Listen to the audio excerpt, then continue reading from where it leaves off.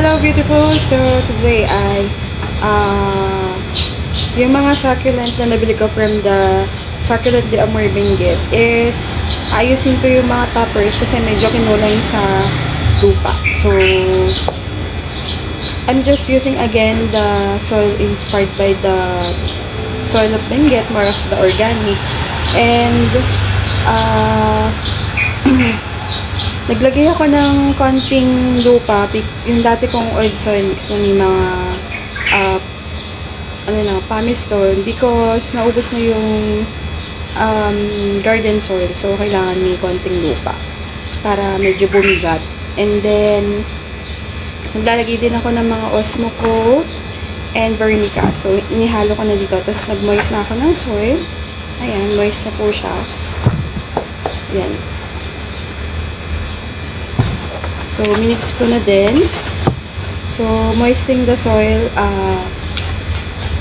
para mas mas madaling maglagay ng soil mix sa ibabaw and tapos yung meron kasi dito na very mababaw lang yung tanim ko ng succulent like si variegated apricot. Ayan. So, mababaw lang. So, kailangan dagdagan natin pa siya ng lupa. And some of the succulent is okay naman. Medyo, syempre, nagbago lang yung kulay nila. Medyo pumusyaw yung iba. Yung iba naman, okay naman. Like, si Pine Rose. Ayan. Tapos, dininisin ko na din yung ibang pot. Kasi madumi. Yun, yung iba nawala yung kulay, which is, nangyayari naman talaga yan dito sa lowland. Kasi hindi ganun ka-high yung ating lupa compare sa Baguio na nasa mountain, which is mas yung araw. So, ang goal ko ngayon is yun, maglagay ng potting mix yung tawag ito, yung ibabaw, tapos maglagay ng fertilizer. May vermicast na din to pa, and then ano pa ba, tapos may ililipat din ako na halaman like si Pink Lady, yung malaking kong succulent like si Hakohu, pero hindi ko alam kung saan ko sila ililipat kasi wala akong pot na malaki. And ayun, pero morely okay naman sila. Si Crisp Big Beauty, diba? So yun, ang gagamitin ko si Akadama. Konti na lang pala, akala ko sa marami pa. Konti na lang siya. So, na-dry up na yung ibang leaves. Yung iba, tawag dito? Naging, sila, mushy, ng itim. Pero, okay naman. Basta okay yung stem ng succulent is go lang. And, ayun. So, let's go. Na tayo. Potting mix na tayo sa ibabaw. At maglalagay tayo ng ang tawag dito, naglalagay ako ng Akadama. So, sana sumakto yung Akadama. Let's go! Hindi pa pala basa akong part na ito. Yan ba?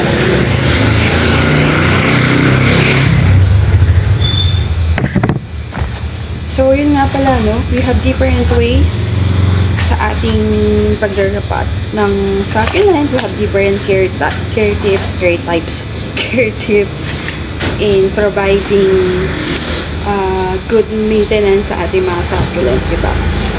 So, ako, nagmo-moist talaga ako ng soil. Last time, hindi ako nakapag-moist. Dapat nag-moist ako kasi masyadong magaan yung soil mix pala natin. But today is, yun. Let's start na nga. Start na tayo! So, ilalagay ko pala sa description below yung link ng aking seller. So, Succulent Benguet de Amor. Ayan. Tama ba? Succulent de Amor Benguet pala. So, yun. Lalagay ko sa description below. Kung gusto niyo ng mga succulent at moraita, oo, makaka-afford, diba? Iniisip ko yung yung variegated na purple delight. So, lumitaw na yung kulay niya in fairness. So, yun. Ilalapat muna. So, ito yung vermicast. Organic. Haluan lang natin yan.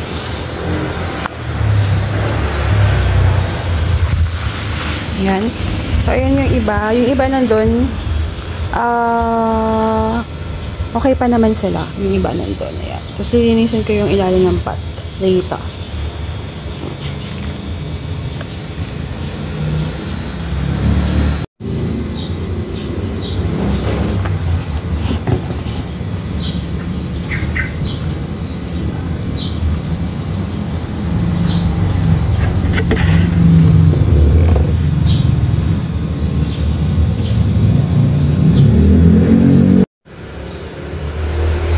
So, start na tayo. So, ito medyo mababaw lang yung tanim ko kasi mababaw lang din talaga tong si apricot. Yan.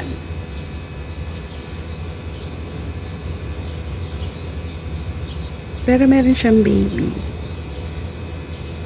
Initaw natin ng konti. Yan. So, mas madaling magsiksik. Siksik-liglig ng ganito. Nakalimutan ko yung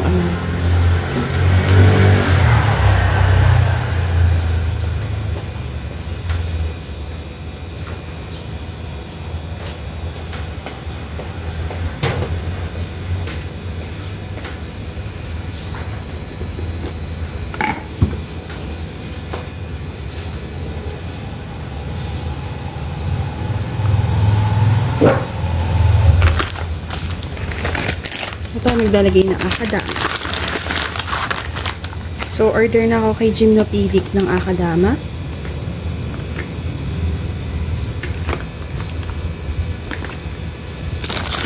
So, yun lang. Masyado na tayong mababaw. Tatapon na to pagka nagdilig tayo. Ganyan muna for now. Nagtappings ka pa, diba? Yeah. So, ito, sakto.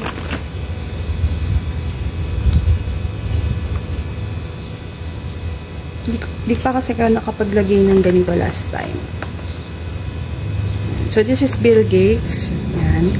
Ganda niya. Pa-heart shape yung kanyang leaves. And, ayun. Hopefully, mabait sa lowland.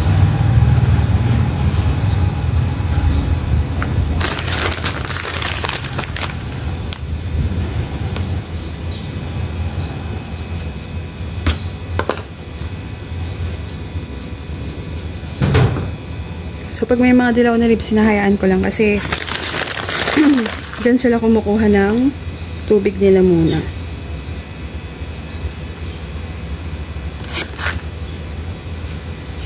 So, pag ganito mga plum, syempre, hindi mo panid yan tubigan kasi makikita mo naman na okay pa yung leaves nila, walang ang tawag dito, walang bahid ng wrinkle na nauuhaw sila. Oops.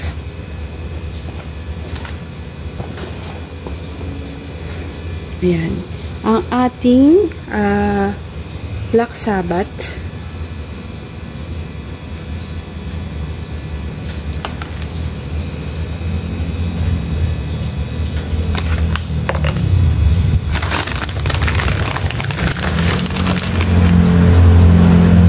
So, ito kahit hindi na masyado itapis kasi sapat na siya, sapat niya.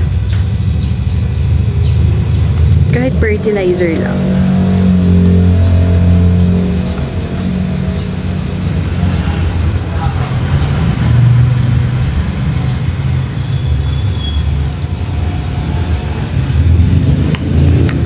Black Sabbath. So, ito din, may mga nilaw na leaves. In time, magda-dry out yan. So, carry lang yan. Sa side na to is lagyan natin kasi kulang siya ng lupa.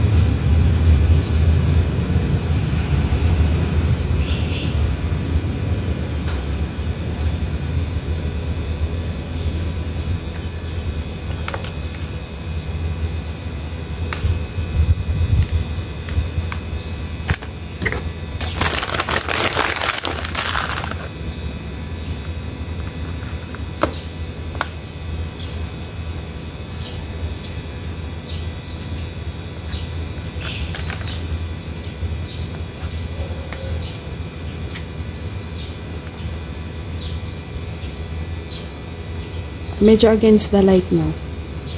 So, this is cream puff. Ganda nung ano niya. Ng mga dahon niya. It's parang kulot. Tapos, alam niyo yung pagkain na cream puff. Parang ganun nga siya.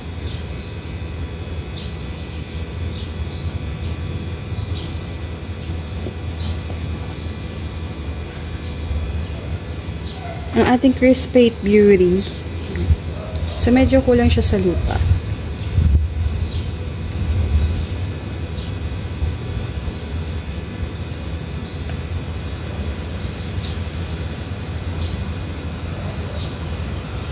Nilagyan to ng ano dumi sa loob. So, ang hirap na maalisin. Kasi pag inalis ko naman siya, mabubura yung yung parina, 'di ba?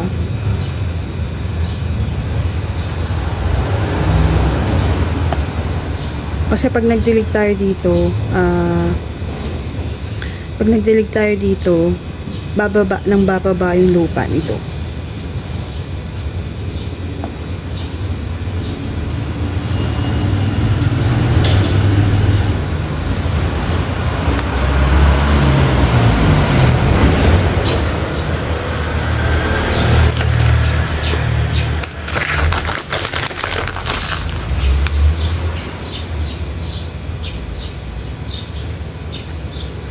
So, 1 to 3 mm yung ating akadama.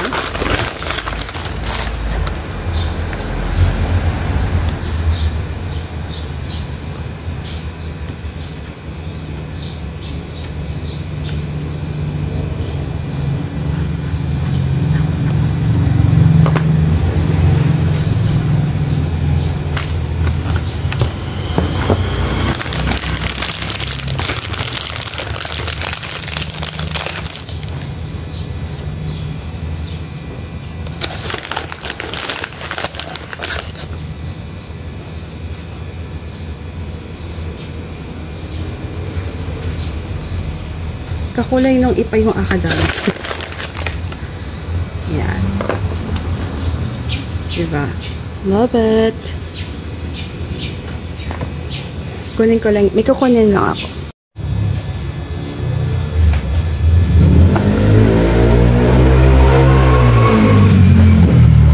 So, this is Ruby Donna. Oo. Commercial na siya. Para siya naging avocado cream. Yan. So, si Robidona,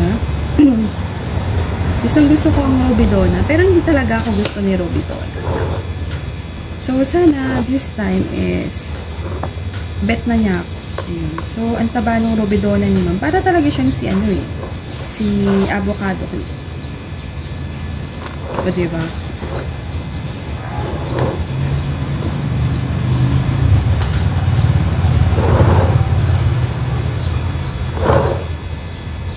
Ayun. So, pag mga echeveria type is, huwag mo masyadong babawan at huwag mo din masyadong laliman yung tanim mo kasi mag-rot yung mga leaves ng iyong echeveria. Yung etong part na yan,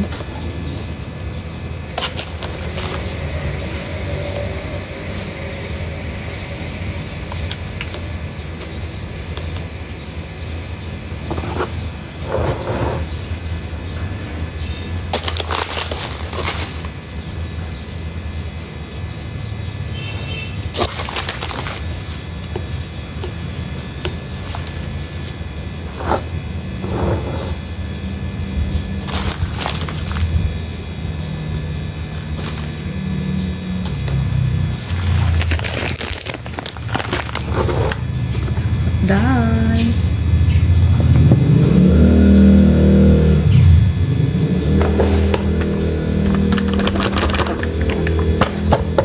So, next is this one. Minamanat na kong ba yan? So, medyo moist pa ito. Medyo basa pa yung soil.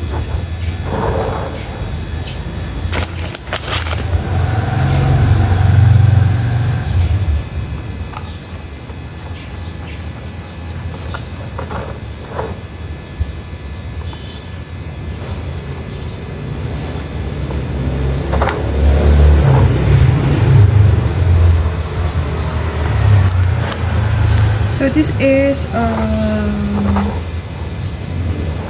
Bennett. So, matubig din siya and mabait din to sa lowland.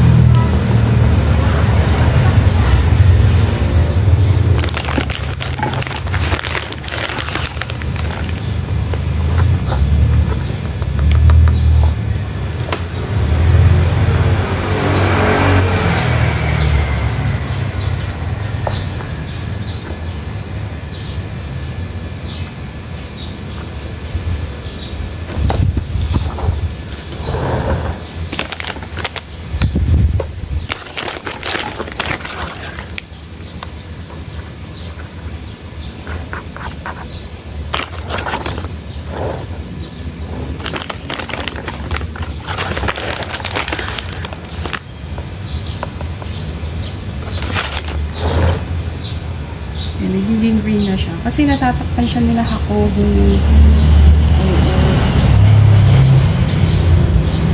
So, this is South A.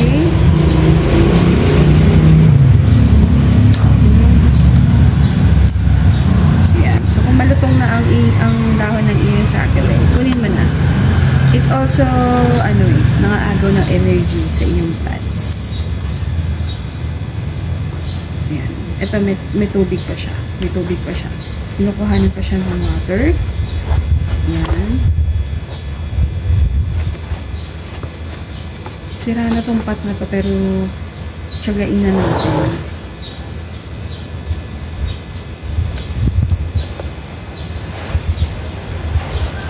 Dito pala talaga dapat. Para hindi tumapon yung soil.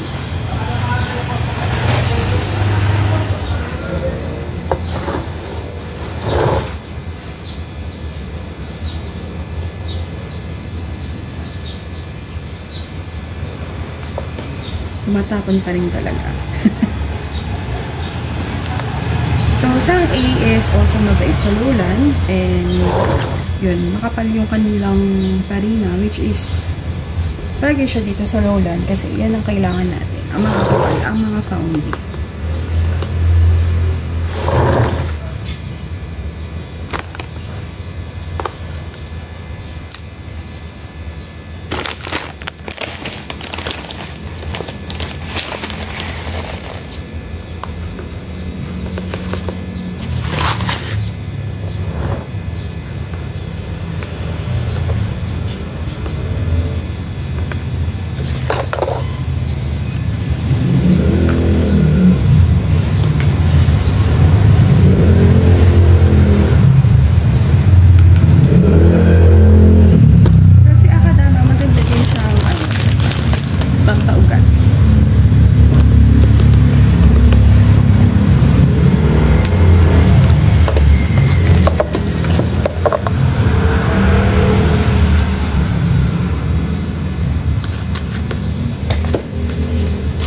And also, kapag kailangan mo na din diligan yung plants mo, nagla-lighter din yung kulay niya. So, it's also like yung mga Masato, Satsuma, Kiryozana. Kiryozana maganda din sa succulent. Mas mas maganda igat nila. And then next, this is Champuil. So, nada-dry up na yung kanyang leaves. So, I think matubig to. Ano to?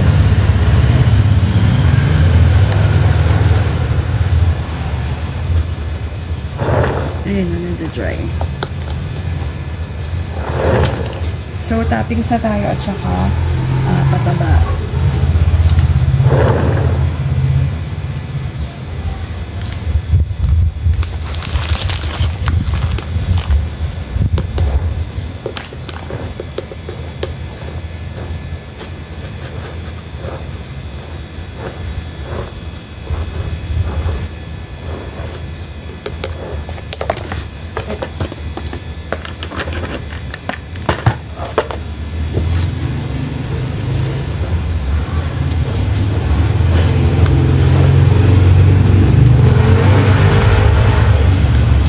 Lilitaw pa rin talaga yung ipa. Wag lang talaga silang kakainin ng bird. So, si Champagne is mabait sa lowland. Sa Ariel, hindi ko pa na-try. So, this is new item, sabi ni ma'am. And new succulent. And it's pine rose. Para siyang ano, love and more. Parang agaboides. Ganun ang ganun. So, kumukuha sila ng mga ibang items sa mga Chinese. So, minsan iniba nila yung name para syempre bago. Para kunwari, bago, ganun.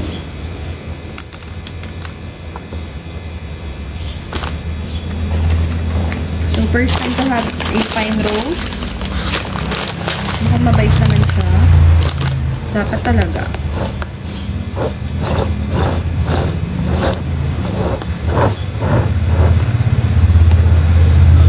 Yan.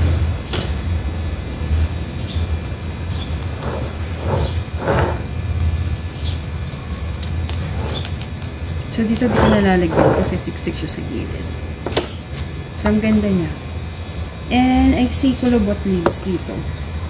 Pero, iba, okay naman.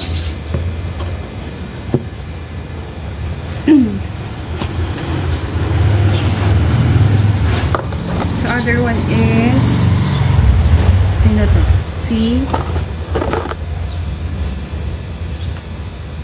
Sino to? Si Tinkerbell. Daming baby ni Tinkerbell. This is variegated Tinkerbell.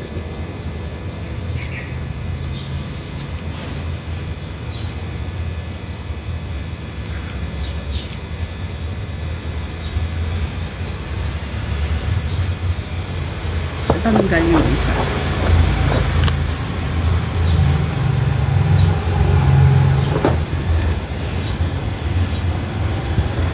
Ay, ang diba?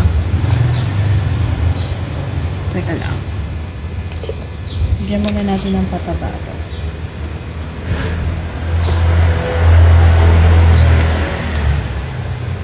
Tapos lagyan natin ng kakadami.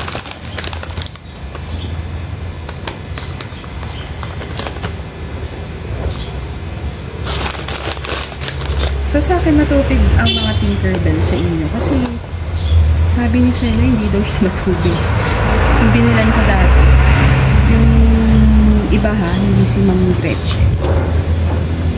Hindi daw matubig siya. Hindi daw siya matubig. You know, matubig kaya siya.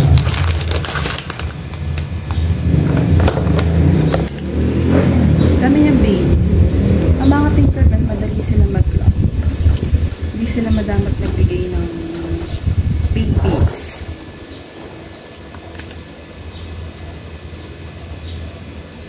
Bigat yung ulo niya.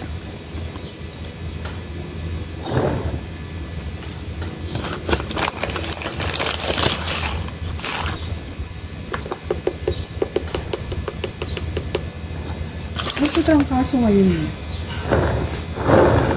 Kaya ingat kayo. Dapat nagpa-vitamin C kayo, multivitamins, mga ganun. So, nakatapos na pala ako. Yan. Titingin pa ako ng ibang plants.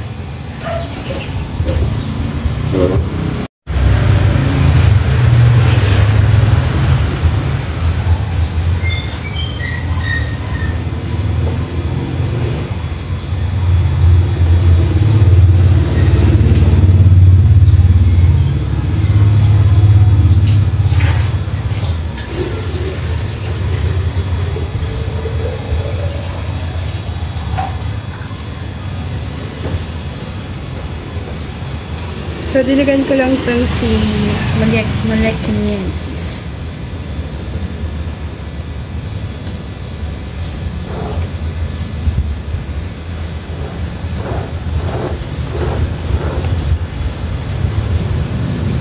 Susunog si, papalit ako ng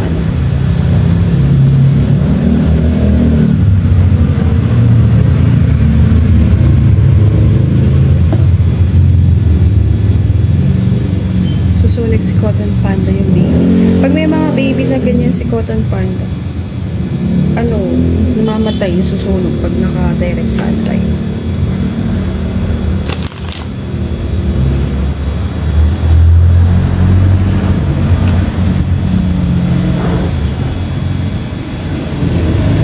Ito, mabilis lang ito lumaki, si Malekiniensis. Matubig din yan.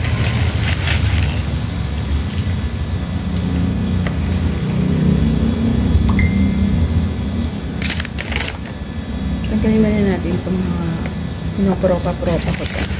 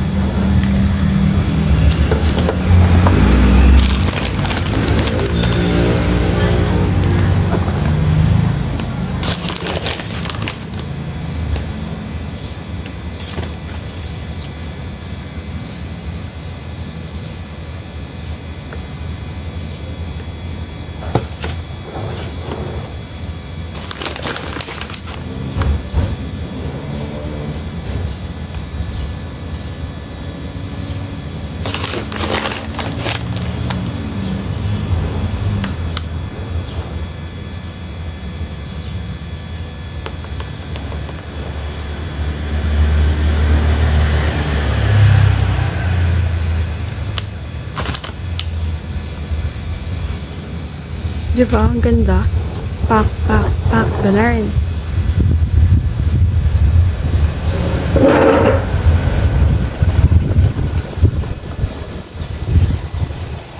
So, pag tinabigan si Akadama, nagiging dark siya. Like that.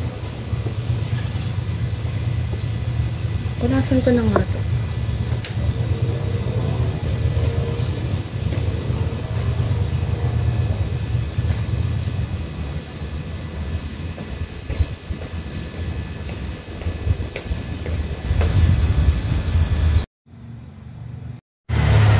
So, yan. So, si Akadama, nagiging dark brown siya.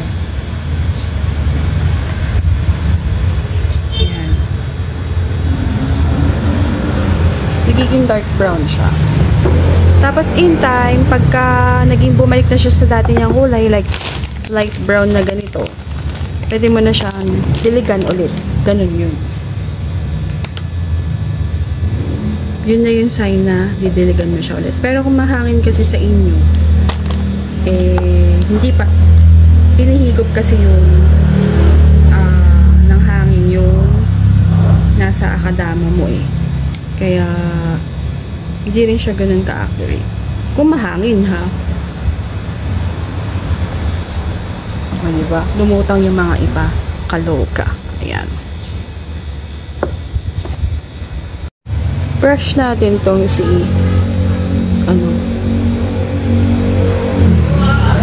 mabay ito sa Lowland si Cotton Panda or Velvet nakalimutan ko na, basta siya, alam ko Cotton Panda siya. Ayan. So pag maalikabok, nakapitan siya. Ganda niya. Lalo na kapag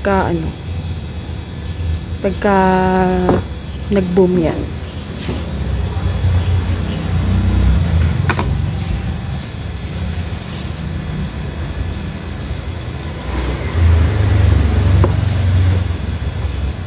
So, next is, ito yung ating variegated na Purple Delight. Medyo lumitaw na yung pagka-purple niya. Ayan. Lumitaw na yung pagka-purple, pagka-variegated niya. Ayun. Tapos, pati yung baby niya is variegated. And some of it ay lumilitaw na yung kulay niya. Kasi nawala yung, walang masyadong kulay ito nung dumating sa akin. Tapos, nilagay ko dito si Black Swan.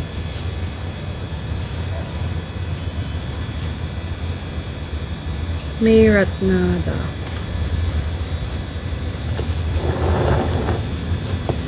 So, okay naman to. Tanggalin lang natin yung dry mix dito.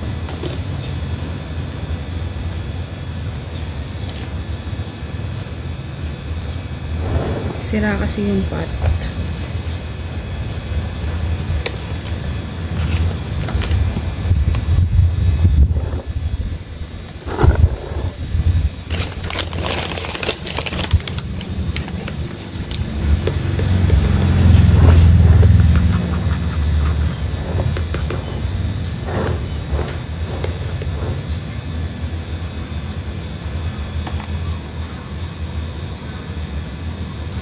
Yun no, meron tayong ipopropa.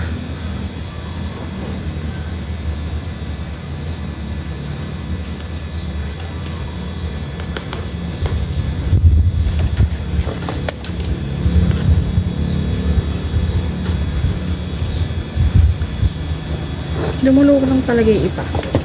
Medyo naiinis ako ng konti. Char.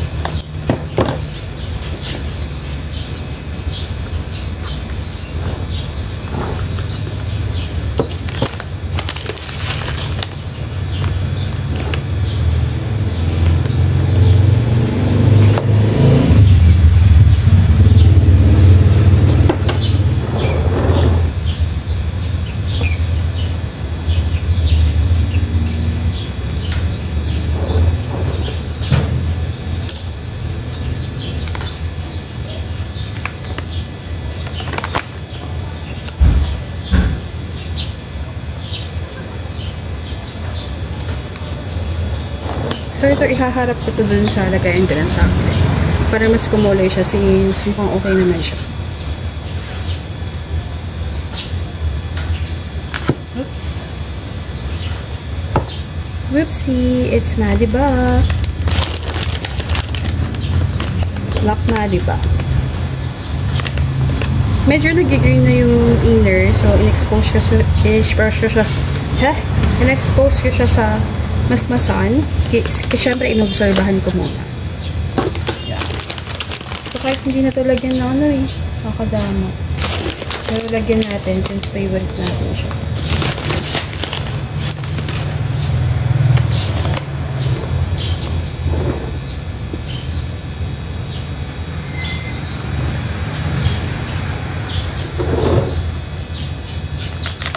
Ay, tamapaan. Ay, naantok ako. Gusto ko ng kape.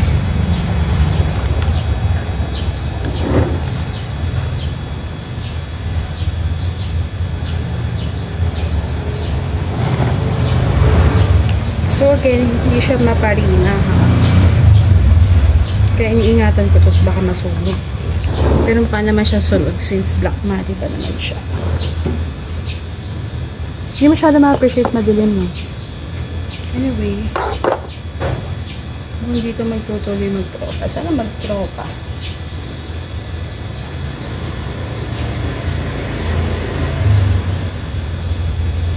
So, I'm done na.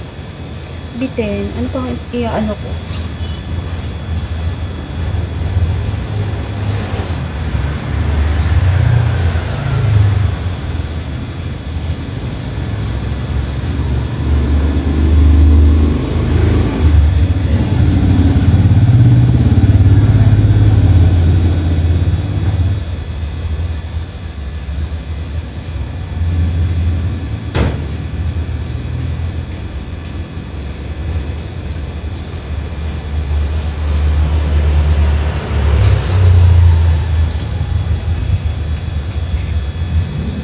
Tubigan ko.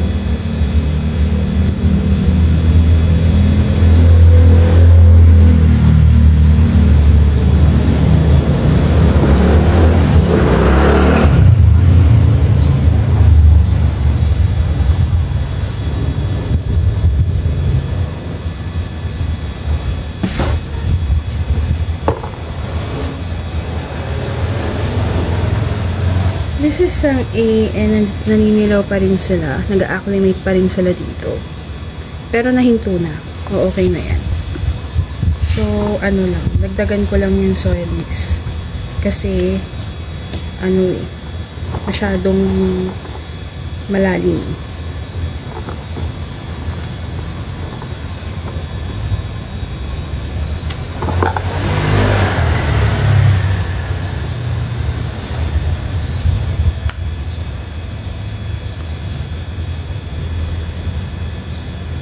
Yan.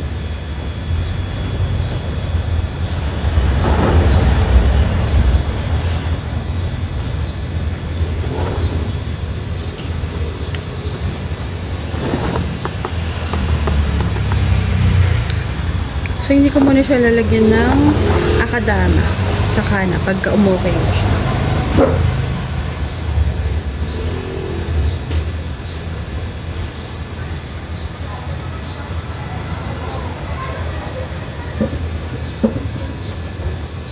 So, nakalimutan natin sila.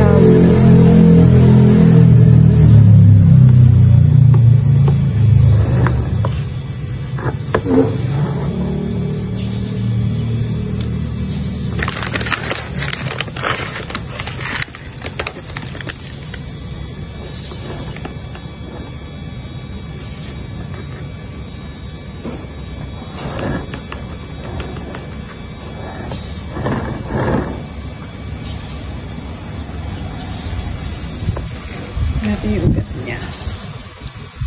Ayun, tinubuan naman. Tinubuan naman siya ng new roots. I-ano natin dito para mas tumubo.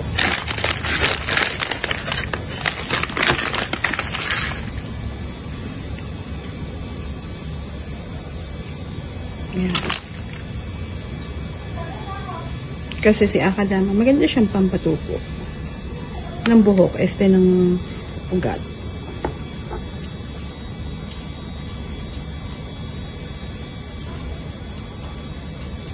Tapos, mais natin para mas mag-boost. Mag-boost yung pag-uugat niya. Pag ganyan, gilid-gilid lang. Huwag niyong liliguan yung succulent. Kapag well-rooted na. Tsaka nyo liliguan. Kasi magtataka kayo, mga napapanood nyo, hala, ROS, hala, bakit nililiguan? Tapos ginaya mo, namatay yung succulent mo. Ayan.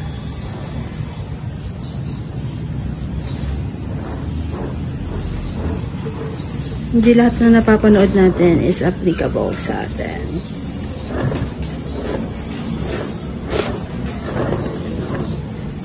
Lagyan ko ng Star-KG.